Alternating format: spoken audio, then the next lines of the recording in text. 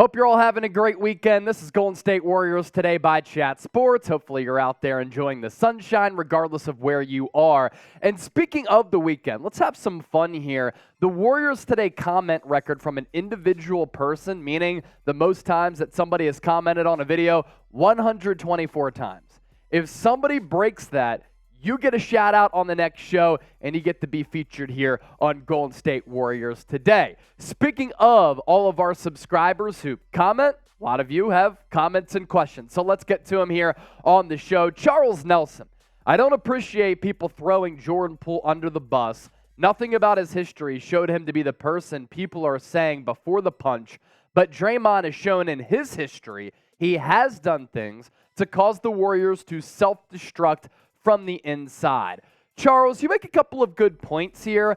I think you overstate Draymond Green just a little bit. There is a consensus out there that he's a little bit of a dirty player, but as far as him with this organization, he's looked at as a positive figure, right? And without him, I'm not sure the Warriors have the championship level success that they have. I mean, for Steve Kerr, who has butted heads with Draymond Green, to say that if we don't have Draymond in 2023, 2024, we're not a championship contender. I think that's pretty telling, but you do make a good point with Jordan Poole. One bad year, and everybody wants to trade him. Now, I do think it's somewhat wise for Golden State to at least canvass the market to see what they can get back, but let's not act like Jordan Poole can't play basketball any longer. His numbers this year were actually pretty good, 20 points per game.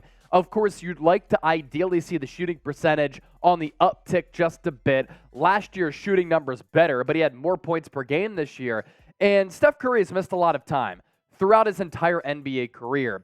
And if the trends say anything, he's going to get injured at some point. Hopefully it's not a bad one, but when he goes out, who on this basketball team do you expect to put the biscuit in the basket and be that volume shooter and volume scorer? Not a lot of guys, if any, on this team that can do that. So you're not trading away Jordan Poole unless you get back a really good score. And then as far as him as a character, I think when you're playing well and you're carrying yourself with some swagger, confidence, you're laughing, you're joking around a little bit, then people are cool with it. If you're struggling, though, and you're doing some of those things and you have those antics, that's when people will pile on. And then there was the punch from Draymond, which, of course, doesn't put him in the greatest light. So what would you do, Dub Nation? We want to hear from you. Get in the shoes of the Warriors general manager, who we're not even sure who it's going to be. Would you keep Jordan Poole K for keep or P for pass? Rod, I think Nikola Vucevic is a good fit for the Warriors. You trade Poole and Kuminga for him. If they get this guy next year, they could be a real championship contender. I happen to disagree. I see what you're saying. The Warriors are definitely thin in that front court. Nikola Vucevic is going to be a free agent, though. So a trade would be difficult to take place unless it's a sign and trade. And that could happen. If it's a sign and trade, Jack, we could take a look at that trade proposal from Rod, where the Bulls received Jordan Poole, Jonathan Kuminga. That might allow them to reboot that franchise a little bit, and they're able to reconstruct that team and start that rebuilding process. For the Dubs, I just worry about Vucevic's defense. Now, the analytics showed last year he was a good defensive player, but every time I've seen him go up against a player like Joel Embiid, he gets cooked. Amitai, hopefully I pronounced that right. If I didn't, I apologize. You're still a real one. Trade idea, Poole and Kuminga for Spencer Dinwiddie and Nick Claxton. I hate to see Kuminga go, but we need a center like Claxton more than Jonathan Kuminga. I think Poole will have a bounce-back year next year, but Dinwiddie is a mature professional who also gives you good defense. So let's simplify this a little bit from Amitai, where the Dubs get Dinwiddie and Claxton. I like Claxton. I think he's underrated. He's a pretty good athlete. I do think that he'd be a good fit on this team. If the Warriors do have some concerns about Jordan Poole's professionalism, then Dinwiddie can give you a lot of what Poole gives you. But then on the long haul, you're having an older player replace a younger player, so it does impact your future a little bit. But side by side, here's how Dinwiddie and Nicholas Claxton fared. Dinwiddie, after the trade to the Nets, where he assumed a larger offensive role, good player, 17 points per game, 44% on his field goal, 6.5 assists, and a block per game as well. And then Nicholas Claxton, 12.5 and 9, 70.5% from the floor. Like Kevon Looney, he can't shoot, won't shoot, but 2.5 blocks per game, good rim protector, pretty solid player there. It's actually a trade I don't hate. I don't like how you're giving up two good young assets in Poole and Kuminga, but sometimes that's what you have to do. Would you do that trade here? You see it on your screen. A for accept or D for decline? Let us know once more in the comment section what you would do if you were running basketball operations for the Dubs. JC forever. Trade Poole, Kuminga, and some picks for Lauri Markkanen. Lauri Markkanen got off to a slow start in his career. He was kind of Jekyll and Hyde player. He goes to Utah last year. He was actually really, really good. So Jordan Poole, Jonathan Kuminga, and draft picks for Markkanen, who was an all-star last year and vastly improved. I like Markkanen because he can stretch the floor. He can knock down some threes. He can put the ball on the deck, and I love the way that he's ascending right now. No season that he's had in his NBA career better than what he did in 22-23. Nearly 26 points per game, 9 rebounds. Not the best defender, but he can get by. 50% on his field goals with volume and 39% from 3. He caught me by surprise with how well he played because with the Bulls, he really was so up and down. Of course, he did display that potential. He was just a little bit too inconsistent. Markkanen on this team, though, that'd be fun to watch. Markkanen was looking fresh for the Jazz last year. If you want to look fresh with this Warriors polo here, you can get it at chatsports.com/Warriors polo, but make sure you use that link so that Fanatics knows that Warriors Today and Chatsports sent you. We'll put that link in the comments section and in the description of this video. Support the Dubs. Rock some Dubs gear. Chatsports.com/Warriors polo. You have to use that link for that deal to apply. Aladian, trade for Joel Embiid. Yeah, we got a question about this back a few weeks ago about trading for Joel Embiid. And that came while there were some questions about the future of the Sixers organization. Who was going to be the head coach?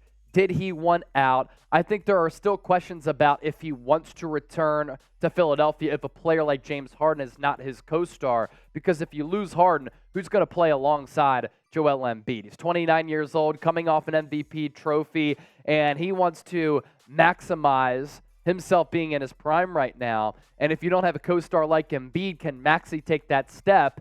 And if he can't, then is it another wasted season for Philadelphia and Embiid?